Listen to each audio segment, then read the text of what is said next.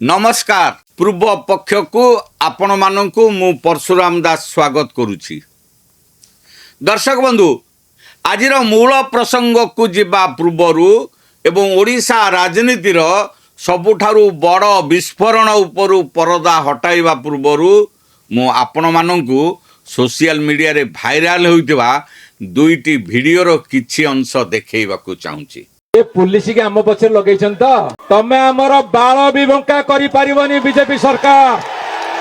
मुझे आह्वान दूसरी समस्त विधायक मान तरफ समस्त नेतृवृंद तरफ जदि बालटिए बंका करदेव विजु जनता दल मु जानी तमें अंडीरी पुआ उद्धव तमें अंडीरी पुआ उद्धव जदि साहस अच्छी छाती तलर कलिजा शक्त अच्छी भारतीय जनता पार्टी समस्त नेता मान मु कहवाक चाहे प्रश्न पचार आमे जानबू तमें ओडिया अस्मितार थारक आ बाहक नहले आमे भाबिबू तमें माइचिया आई जाइछ।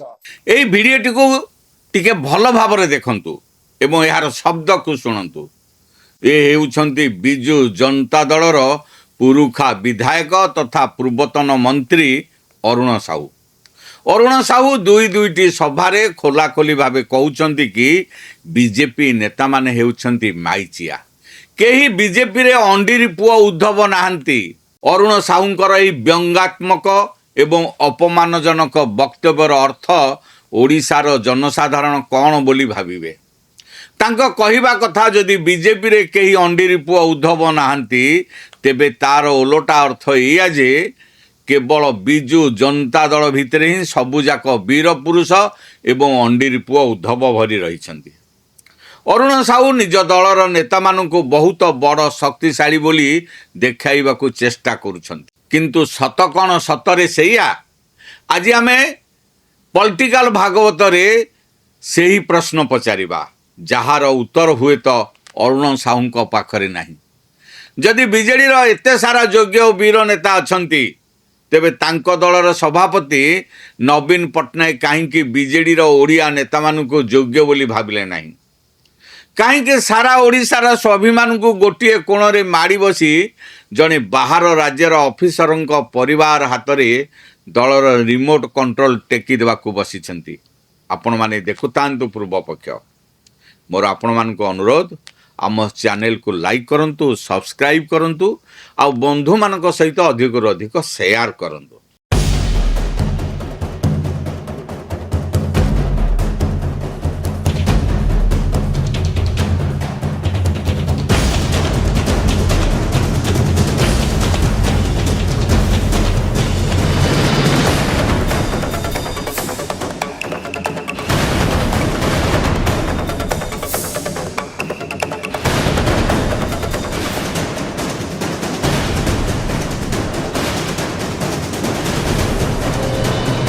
दर्शक बंधु वास्तवता हेउछि जे बीजेडी सभापति नवीन पट्टनायक दलर समस्त ओडिया नेता मानू केबे भी प्रकृत नेतृत्व देबा पई योग्य बोली भाबी नाहंती।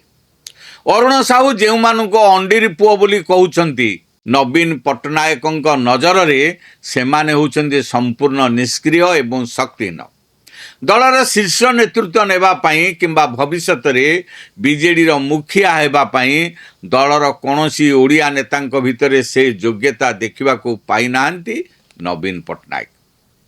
तेणु से कौन कले से तांकर सबुठु प्रिय सबुठु विश्वस्त तमिल पुओ भैरव कार्तिकेयन पांड्यान को परिवार रो सदस्य तथा तांको पत्नी सुजाता राउत कार्तिकेयन को आनी दलर आगधाड़ी रे छिड़ा करदेले। एपरिक आगामी दिन में सुजाता ही दलर सबु किछि हेबे। से ही दलर परवर्ती मुखिया बोली नवीन बाबू समस्त वरिष्ठ बीजेडी नेता मानू एक परोक्ष संकेत मध्य दे सारिछंती। एबे सारा ओडिशा अरुण साहू को प्रश्न करिवो जदि बीजेडी रे प्रकृत रे योग्य नेता माने थिले तेबे सेमाने काहींकि नवीन को नजर रे दलर चेहरा होई पारिले नाही। से निजे दलर एते बड़ नेता होई मध्य जने पूर्वतन आईएएस ऑफिसर पत्नी पछरे काहींकि हाथ जोड़ी छिड़ा हेबाकू बाध्य हेउछंती। कि उत्तर देबे अरुण साहू? यार जवाब ओडिशार जनसाधारण तांको ठारू चाहुचंती। ପ୍ରମିଳା ମଲ୍ଲିକଙ୍କୁ ଯେତେବେଳେ ଗଣମାଧ୍ୟମ ପ୍ରତିନିଧି ପ୍ରଶ୍ନ କଲେ ସେତେବେଳେ ସେ ବହୁତ ସହଜରେ କହିଦେଲେ କି ସୁଜାତା ରାଉତ କାର୍ତ୍ତିକେୟନ ହେଉଛନ୍ତି ଦଳର ଜଣେ ସାଧାରଣ କର୍ମୀ। ପ୍ରମିଳା ମଲ୍ଲିକ ଓଡ଼ିଶାର 4.5 କୋଟି ଜନସାଧାରଣଙ୍କୁ ଏମିତି ବୋକା ଭାବୁଛନ୍ତି କେମିତି? ସେ ଭାବୁଛନ୍ତି କି ସେ ଯାହା କହିବେ ଓଡ଼ିଶାବାସୀ ତାକୁ ଆଖି ବନ୍ଦ କରି ବିଶ୍ୱାସ କରିନେବେ? ଆସନ୍ତୁ ଟିକେ ଇତିହାସ ଉପରେ ନଜର ପକାଇବା। 1997 ମସିହାରେ ବିଜୁ ଜନତା ଦଳ ଗଠନ ହେବା ପରଠାରୁ ଆଜି ପର୍ଯ୍ୟନ୍ତ ଏହି ଦଳରେ ଶହ ଶହ ବଡ଼ ନେତା, ସାଂସଦ, ବିଧାୟକ, ଚଳଚ୍ଚିତ୍ର ତାରକା ଏବଂ ବଡ଼ ବଡ଼ ଜନନେତା ସାମିଲ ହୋଇଛନ୍ତି। ସେମାନଙ୍କର ମିଶ୍ରଣ ପର୍ବ କେମିତି ହୁଏ ତାହା ସାରା ଓଡ଼ିଶା ଦେଖିଛି। ସେମାନେ ସମସ୍ତେ ନବୀନ ନିବାସକୁ ଯାଆନ୍ତି। ସେଠାରେ ନବୀନ ବାବୁଙ୍କ ହାତରୁ ଦଳୀୟ ଉତ୍ତରୀୟ ଗ୍ରହଣ କରନ୍ତି। ଗୋଟିଏ ବୁକେ ଦେଇ ଫଟୋ ଉଠାଇ ଫେରି ଆସନ୍ତି। କୌଣସି ନୂଆ ନେତା ନବୀନ ପଟ୍ଟନାୟକଙ୍କ ସାମ୍ନାରେ ଛିଡ଼ା ହୋଇ ମାଇକରେ ଲମ୍ବା ଚଉଡ଼ା ଭାଷଣ ଦେବାର କେହି କେବେ ଦେଖି ନାହାନ୍ତି। କିନ୍ତୁ ସୁଜାତା ରାଉତ କାର୍ତ୍ତିକେୟନଙ୍କ କ୍ଷେତ୍ରରେ କ'ଣ ହେଲା? ସେ କ'ଣ ଜଣେ ସାଧାରଣ କର୍ମୀ? ଯଦି ସେ ସାଧାରଣ କର୍ମୀ ତେବେ ସ୍ୱୟଂ ନବୀନ ପଟ୍ଟନାୟକ ନିଜ ନିବାସ ଛାଡ଼ି ଶଙ୍ଖ ଭବନକୁ କାହିଁକି ଆସିଲେ? ଶଙ୍ଖ ଭବନ ଭିତରେ କବାଟ କିଳା ମିଶ୍ରଣ ପର୍ବ କାହିଁକି ହେଲା? ସବୁଠାରୁ ବଡ଼ କଥା ହେଉଛି ସେହି ମିଶ୍ରଣ ପର୍ବରେ ସୁଜାତା ଦଳର ସବୁ ବଡ଼ ବଡ଼ ନେତାମାନଙ୍କୁ ସାମ୍ନାରେ ବସାଇ ମଞ୍ଚ ଉପରୁ ଭାଷଣ ଦେଲେ। ଆଉ ତାଙ୍କ ଭାଷଣ ଶୁଣିବାକୁ ସମସ୍ତଙ୍କୁ ବାଧ୍ୟ ମଧ୍ୟ କଲେ। ଏହା କ'ଣ ଜଣେ ସାଧାରଣ କର୍ମୀର ଲକ୍ଷଣ? ଏହା କେଉଁ ପ୍ରକାରର ସଂକେତ ଦେଉଛି? ପ୍ରମିଳା ମଲ୍ଲିକ ଏହାର ସ୍ପଷ୍ଟ ଉତ୍ତର ଓଡ଼ିଶାବାସୀଙ୍କୁ ଦେବେ କି? ଏହି ପ୍ରଶ୍ନରୁ ବିଜେଡି ନେତାମାନେ ମୁହଁ ଲୁଚେଇ ପାରିବେ ନାହିଁ। ଏହି ସମସ୍ତ ଘଟଣାକ୍ରମରୁ ଏବେ ବି ଗୋଟିଏ କଥା ସୂର୍ଯ୍ୟ ପରି ପ୍ରମାଣିତ ହୋଇଯାଉଛି। ଦିନେ ବିଜେଡିର ପୂର୍ବତନ ବରିଷ୍ଠ ନେତା ତଥା ସାଂସଦ ଦେବାଶିଷ ସାମନ୍ତରାୟ ଦଳ ଭିତରେ ଚାଲିଥିବା ଯେଉଁ ଗୁପ୍ତ ରହସ୍ୟ ବିଷୟରେ କହିଥିଲେ ତାହା ଏବେ 100% ସତ ବୋଲି ପ୍ରମାଣିତ ହେବାରେ ଲାଗିଛି। ଦେବାଶିଷ ସାମନ୍ତରାୟ ସ୍ପଷ୍ଟ ଭାବରେ କହିଥିଲେ କି ଭୈରବ କାର୍ତ୍ତିକେୟନ ପାଣ୍ଡିଆନ ପଛ ଦ୍ୱାର ଦେଇ ଅର୍ଥାତ୍ ବ୍ୟାକ୍ଡୋର ଏଣ୍ଟ୍ରି କରି ସମ୍ପୂର୍ଣ୍ଣ ବିଜୁ ଜନତା ଦଳକୁ ନିଜ କବ୍ଜାକୁ ନେଇ ସାରିଛନ୍ତି। ଆଜି ସେହି କଥା ପ୍ରମାଣିତ ହେଉଛି।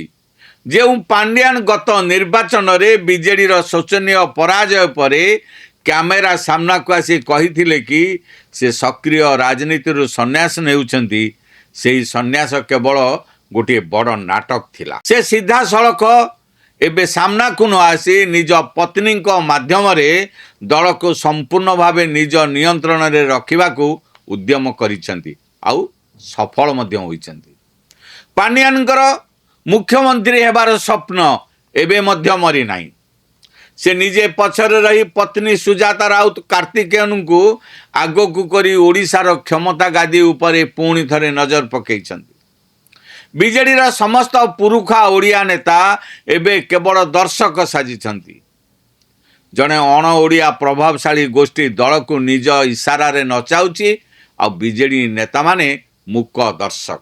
ଦର୍ଶକ ବନ୍ଧୁ, ଆପଣମାନଙ୍କର ମନେ ଥିବ ଗତ ସାଧାରଣ ନିର୍ବାଚନ ସମୟରେ କେନ୍ଦ୍ରମନ୍ତ୍ରୀ ଧର୍ମେନ୍ଦ୍ର ପ୍ରଧାନ ଓଡ଼ିଶାର କୋଣ ଅନୁକୋଣକୁ ଯାଇ ସଭା ସମିତିରେ ଏକ ବଡ଼ ଚେତାବନୀ ଦେଉଥିଲେ। ସେ ବାରମ୍ବାର ତାମିଲନାଡୁ ରାଜନୀତିର ଉଦାହରଣ ଦେଇ କହୁଥିଲେ କି ତାମିଲନାଡୁରେ ଯେଭଳି ଶଶିକଳା ଅସଦ ଉପାୟରେ ଗୁପ୍ତ ରଣନୀତି କରି ଜୟଲଳିତାଙ୍କୁ ନିଜ କବ୍ଜାରେ ରଖିଥିଲେ ଏବଂ ସମସ୍ତ କ୍ଷମତା ନିଜ ହାତକୁ ନେଇଯାଇଥିଲେ, ଠିକ୍ ସେହିପରି ଓଡ଼ିଶାରେ ତାମିଲ ପୁଅ ଭୈରବ କାର୍ତ୍ତିକେୟନ ପାଣ୍ଡିଆନ ସମ୍ପୂର୍ଣ୍ଣ ବିଜେଡି ଏବଂ ନବୀନ ପଟ୍ଟନାୟକଙ୍କୁ କବ୍ଜା କରି ରଖିଛନ୍ତି। ଧର୍ମେନ୍ଦ୍ର ପ୍ରଧାନ ସେତେବେଳେ କହୁଥିଲେ କି ପାଣ୍ଡିଆନଙ୍କର ଏକମାତ୍ର ଲକ୍ଷ୍ୟ ହେଉଛି ନବୀନଙ୍କର ଅସୁସ୍ଥତାର ସୁଯୋଗ ନେଇ ଦଳ ଏବଂ ସରକାରର ମୁଖିଆ ହେବା। ଏହି କଥାକୁ ଓଡ଼ିଶାର ସ୍ୱାଭିମାନୀ ଓଡ଼ିଆ ମତଦାତାମାନେ ସେତେବେଳେ ଖୁବ୍ ଭଲ ଭାବରେ ବୁଝିପାରିଲେ। ସେମାନେ ଦେଖିଲେ କି ଓଡ଼ିଶାର ଶାସନ ଜଣେ ଅଣ ଓଡ଼ିଆଙ୍କ ହାତକୁ ଚାଲିଯିବ। ସେଥିପାଇଁ ଓଡ଼ିଆ ମତଦାତାମାନେ ନିଜର ସ୍ୱାଭିମାନ ରକ୍ଷା କରିବା ପାଇଁ ଗତ ନିର୍ବାଚନରେ ବିଜେଡିକୁ କ୍ଷମତାରୁ ସମ୍ପୂର୍ଣ୍ଣ ଭାବେ ହଟାଇ ଦେଲେ। କ୍ଷମତା ଯିବା ପରେ ପାଣ୍ଡିଆନ ବୁଝିଗଲେ କି ଓଡ଼ିଶା ଜନସାଧାରଣ ତାଙ୍କୁ ସିଧାସଳଖ ଗ୍ରହଣ କରିବେ ନାହିଁ। ସେଥିପାଇଁ ସେ ଗୋଟିଏ ନୂଆ ନାଟକ ରଚନା କଲେ। ପ୍ରଥମେ ରାଜନୀତିରୁ ସନ୍ନ୍ୟାସ ନେବାର ଭିଡ଼ିଓ ଜାରି କଲେ। ଏବେ ନିଜର ପତ୍ନୀ, ଯିଏକି ଜଣେ ତଥାକଥିତ ଓଡ଼ିଆ ଘରର ଝିଅ କିନ୍ତୁ ତାମିଲ ବୋହୂ, ସେହି ସୁଜାତା ରାଉତ କାର୍ତ୍ତିକେୟନଙ୍କୁ ବିଜେଡ଼ିରେ ସାମିଲ କରାଇଛନ୍ତି। ଏହାର ସିଧାସଳଖ ଅର୍ଥ ହେଉଛି ପାଣ୍ଡିଆନ ଏବେ ମଧ୍ୟ ପଛରେ ରହି ଦଳର ନେତୃତ୍ୱ ନେଉଛନ୍ତି। ଆଗାମୀ ଦିନରେ ସୁଜାତାଙ୍କୁ ମୁଖ୍ୟମନ୍ତ୍ରୀ ଚେହେରା ଭାବେ ଉପସ୍ଥାପିତ କରିବାକୁ ଯାଉଛନ୍ତି ବୋଲି ଆଲୋଚନା ହେଉଛି। ତେବେ ଦର୍ଶକ ବନ୍ଧୁ, ପ୍ରଶ୍ନ ଉଠୁଛି, ଓଡ଼ିଶାର ସ୍ୱାଭିମାନ କ'ଣ ଏମିତି ବାରମ୍ବାର ପଛଦ୍ୱାର ରାଜନୀତି ପାଖରେ ବଳି ପଡ଼ିବ? ଅରୁଣ ସାହୁ ଯେଉଁମାନଙ୍କୁ ମାଇଚିଆ ବୋଲି କହୁଥିଲେ, ଆଜି ସେହି ଭାଷା ନିଜ ଦଳ ଆଡ଼କୁ ଇସାରା କରୁନାହିଁ କି? ତାହା ଆପଣମାନେ ନିଜେ ବିଚାର କରନ୍ତୁ। ବିଜେଡ଼ିର ଏହି ନୂଆ ସୁଜାତା ମଡେଲ କ'ଣ ଦଳକୁ ପୁଣି ଥରେ ବଞ୍ଚେଇ ପାରିବ, ନା ଓଡ଼ିଶାର ସ୍ୱାଭିମାନୀ ମତଦାତା ଏହି ପରିବାରବାଦ ଏବଂ ପଛଦ୍ୱାର କବ୍ଜା ରାଜନୀତିକୁ ପୁଣି ଥରେ ଉଚିତ ଜବାବ ଦେବେ? ଆପଣମାନଙ୍କୁ କ'ଣ ଲାଗୁଛି? ସୁଜାତା ରାଉତ କାର୍ତ୍ତିକେୟନଙ୍କ ଏଣ୍ଟ୍ରି ପରେ ବିଜେଡ଼ିର ଭବିଷ୍ୟତ କ'ଣ ହେବ? ଅରୁଣ ସାହୁ ଏବେ କ'ଣ ଉତ୍ତର ଦେବେ? ଆପଣଙ୍କର ଯାହା ମଧ୍ୟ ମତାମତ ରହିଛି ତାହା ଆମକୁ ତଳେ କମେଣ୍ଟ ବକ୍ସରେ ନିଶ୍ଚୟ ଲେଖି ଜଣାନ୍ତୁ। ଓଡ଼ିଶା ରାଜନୀତିର ଏମିତି ବିଶ୍ଳେଷଣ ପାଇଁ ଆମ ଚ୍ୟାନେଲ ପୂର୍ବ ପକ୍ଷକୁ ଲାଇକ୍ କରନ୍ତୁ, ସେୟାର କରନ୍ତୁ ଆଉ ସବସ୍କ୍ରାଇବ୍ କରିବା ପାଇଁ ଭୁଲନ୍ତୁ ନାହିଁ। ଏଇଠି ଶେଷ କରୁଛି ଆଜିର ପଲିଟିକାଲ ଭାଗବତ। ପୁଣି ଦେଖା ହେବ ଏକ ନୂଆ ପ୍ରସଙ୍ଗ ସହିତ। ସେ ପର୍ଯ୍ୟନ୍ତ ମୋତେ ବିଦାୟ ଦିଅନ୍ତୁ। ରହୁଛି, ନମସ୍କାର।